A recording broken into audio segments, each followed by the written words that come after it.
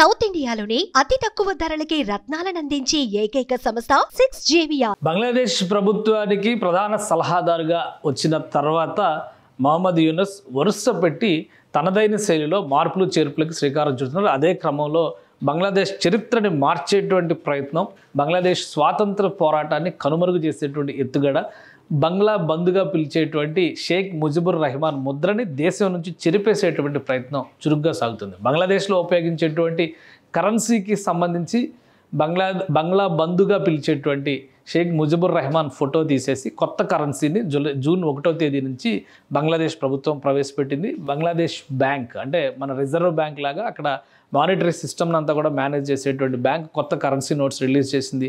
పాత కరెన్సీ నోట్స్ని క్రమక్రమంగా చెల్లుబాటు నుంచి మినహాయిస్తామనేటువంటి ప్రకటన చేసింది. సో ఒకసారి చూద్దాం బంగ్లాదేశ్కి సంబంధించినటువంటి కొత్త కరెన్సీ ఏ విధంగా. ఇది పాత నోటు, బంగ్లాదేశ్ కరెన్సీ నోట్లో ఇక్కడ ఫాదర్ ఆఫ్ ది నేషన్ అంటే జాతిపిత, బంగ్లా జాతిపితగా చెప్పుకునేటువంటి ముజిబుర్ రెహమాన్ ఫోటో ఇక్కడ దృశ్యాన్ని ఉపయోగించడం అనేది చాలా కామన్గా జరిగేటువంటిది. అంటే మన దేశంలో మహాత్మా గాంధీ ఫోటోని ఎలా అయితే ఉపయోగిస్తామో బంగ్లాదేశ్లో ఈ ఫోటోని ఉపయోగిస్తారు. తూర్పు పాకిస్తాన్, పశ్చిమ పాకిస్తాన్గా ఉన్నటువంటి తరుణంలో 1971లో జరిగిన ఎలక్షన్స్లో తూర్పు పాకిస్తాన్ అంటే ఇప్పుడున్నటువంటి బంగ్లాదేశ్ ప్రాంతంలో ముజిబుర్ రెహమాన్కి చెందినటువంటి అవామీ లీగ్ పార్టీ మెజారిటీ సాధించింది. అంటే పాకిస్తాన్ ప్రభుత్వాధినేతగా, ప్రధానమంత్రిగా బాధ్యతలు ఈయన స్వీకరించాల్సినటువంటి సమయంలో పశ్చిమ పాకిస్తాన్లో ఉన్నటువంటి నేతలు కుట్రపూరితంగా ఆయన్ని ప్రజాస్వామ్య హక్కుల్ని కాలరాశారనేటువంటి రీజన్తో అరెస్ట్ చేసి జైల్లో పడేశారు.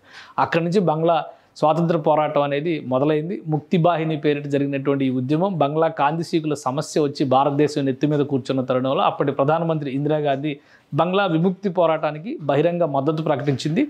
పశ్చిమ పాకిస్తాన్, తూర్పు పాకిస్తాన్గా ఉన్నటువంటి దేశాన్ని విభజించి బంగ్లాదేశ్ ఆవిర్భావానికి ఆవిడ బీజం వేసింది. అప్పటి నుంచి కూడా బంగ్లా బంధుగా పిలిచేటువంటి ముజిబుర్ రెహమాన్, ఎందుకంటే ఈ రెండు ప్రాంతాలని కలిపి ఉంచేది కేవలం మతం పేరు మాత్రమే.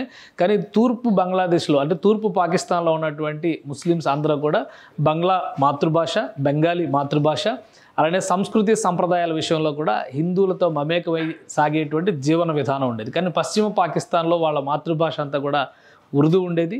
ఆ డామినేషన్ అంతా డిఫరెంట్గా ఉండేది. మరొక ముఖ్యమైన విషయం ఏంటంటే తూర్పు బంగ్లాదేశీయులంతా కూడా నల్లగా ఉండేవాళ్ళు, పశ్చిమ పాకిస్తాన్లో ఉన్నటువంటి మనుషులందరూ కూడా తెల్లగా ఉండేవాళ్ళు. సో ఇక్కడ ఒక రకమైనటువంటి జాతి అహంకార విభేదాలు కూడా పడుసూపాయనేటువంటి అభిప్రాయం ఉండేది. వీటన్నిటినీ త్యజించి పోరాడినటువంటి వ్యక్తి చివరికి దేశానికి స్వాతంత్రం తీసుకొచ్చి బంగ్లాదేశ్ ఆవిర్భావానికి కారకుడైనటువంటి వ్యక్తి షేక్ ముజిబుర్ రెహమాన్. అయితే ఆయన దృశ్యాల్ని ఈ కరెన్సీ నోట్స్లో ముద్రించడం అనేది 1973 నుంచి 72లో స్వాతంత్ర దేశంగా ఆవిర్భవించిన తర్వాత కొత్త కరెన్సీ. అంటే బంగ్లాదేశ్లో మనం రూపాయి వాడినట్టే అక్కడ టాకాలు వాడతారు. ఈ టాకా కరెన్సీలో ఇది ఖచ్చితంగా ఆయన ఫోటో ఉపయోగించారు. కానీ మొదటిసారిగా ఆయన దృశ్యాన్ని తీసేసినటువంటి ఫొటోస్ని అంటే కరెన్సీని డిజైన్ చేశారు. వాటి దృశ్యాలు బయటకు వచ్చినాయి. ఇవి ఇప్పుడు చలామణిలో కూడా వచ్చినాయి. బంగ్లాదేశ్ బ్యాంక్ కూడా ఇది అధికారికంగా ప్రకటించింది, బంగ్లాదేశ్ ప్రభుత్వం కూడా. అయితే ఇక్కడ ఒక ఆసక్తికరమైనటువంటి విషయం ఏంటంటే ఇవన్నీ కూడా బంగ్లాదేశ్ చరిత్రని, సాంస్కృతిక వారసత్వాన్ని ప్రకటించేటువంటి దృశ్యాలుగా మనం చూడాల్సి ఉంటుంది కరెన్సీ నోట్స్ మీద ఉపయోగించినటువంటి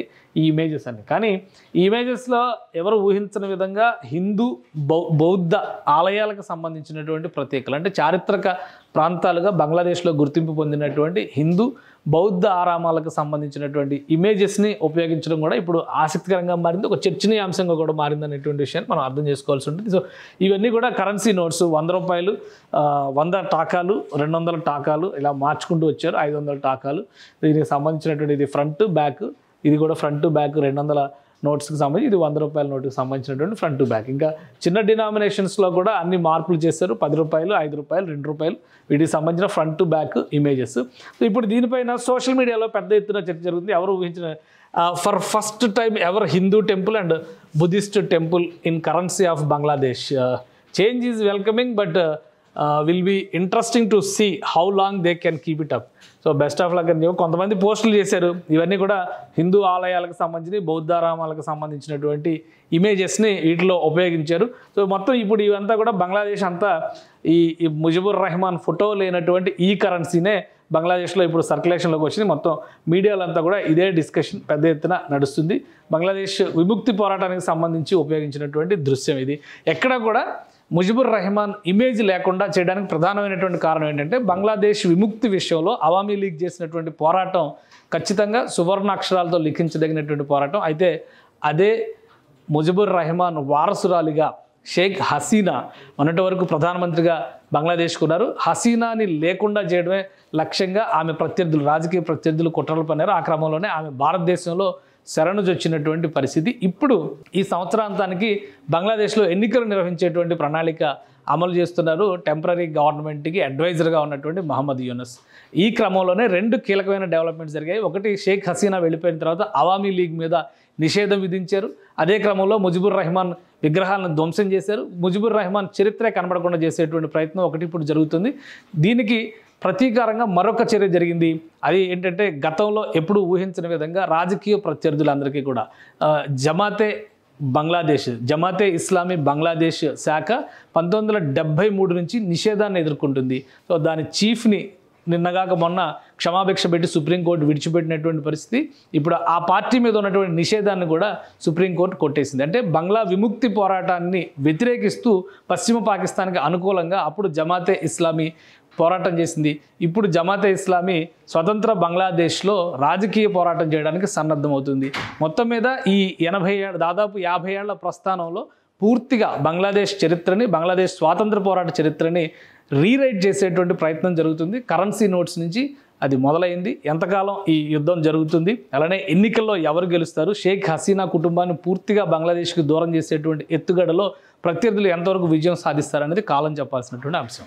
సుమన్ టీవీలో మీ పర్సనల్ అండ్ బిజినెస్ ప్రమోషన్స్ కోసం కింది నెంబర్కి కాంటాక్ట్ చేయండి.